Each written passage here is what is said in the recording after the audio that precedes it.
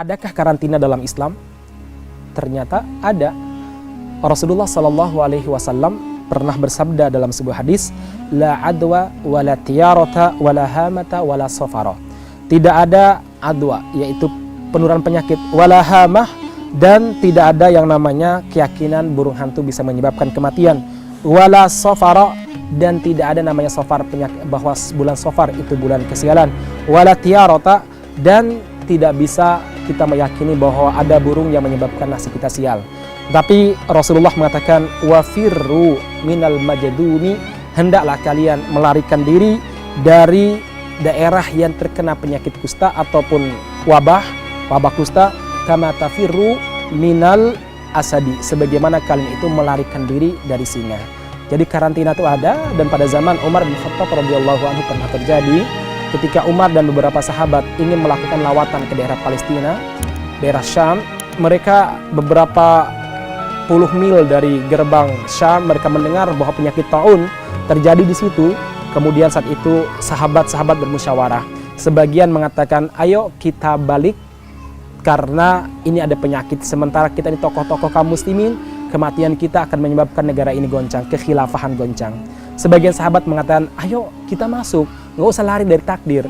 Kalau belum ditakdirkan, kita tidak akan mati. Kemudian saat itu ada salah seorang sahabat yang telat, sehingga saya namanya Abdurrahman bin Auf. Dia pun datang dan mengatakan, aku akan menyelesaikan urusan kalian.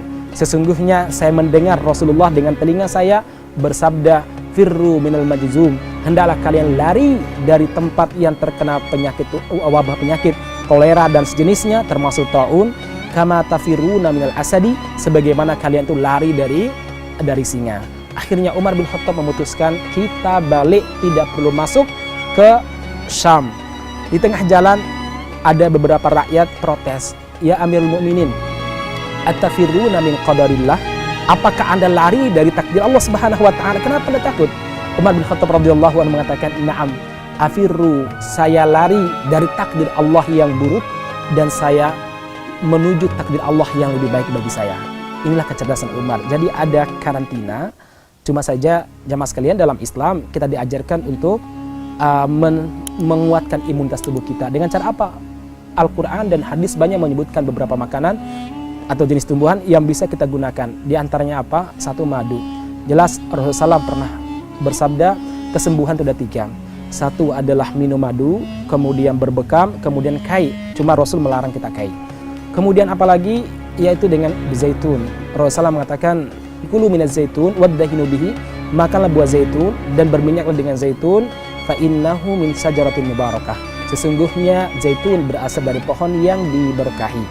Kemudian apalagi saudara sekalian, yaitu dari minum habatus sauda ataupun jintan hitam yang sekarang banyak sekali dengan berbagai macam jenis cara penyajiannya. Rasulullah SAW pernah bersabda, fil habbatis sauda shifaun min kulli da'in illa da'isam. Sesungguhnya di habatus sauda ada berbagai macam kesembuhan, obat dari semua penyakit illa da'isam, kecuali penyakit yang bernama asam. Para ulama mengatakan asam itu artinya adalah kematian. Apalagi jemaah sekalian, dalam Al-Quran disebutkan jahe. Ternyata disebutkan dalam Al-Quran. Nah jemaah sekalian yang mudah-mudahan dirahmati Subhanahu wa ta'ala, inilah keindahan Al-Islam dan inilah keajaiban Al-Quran. Luar biasa, telah menjelaskan apa yang bisa membuat tubuh kita ini memiliki imun dalam level yang sangat tinggi. Demikian, barakallahu fiikum ajma'in. Assalamualaikum warahmatullahi wabarakatuh. Syukran ya Rabbi, syukran.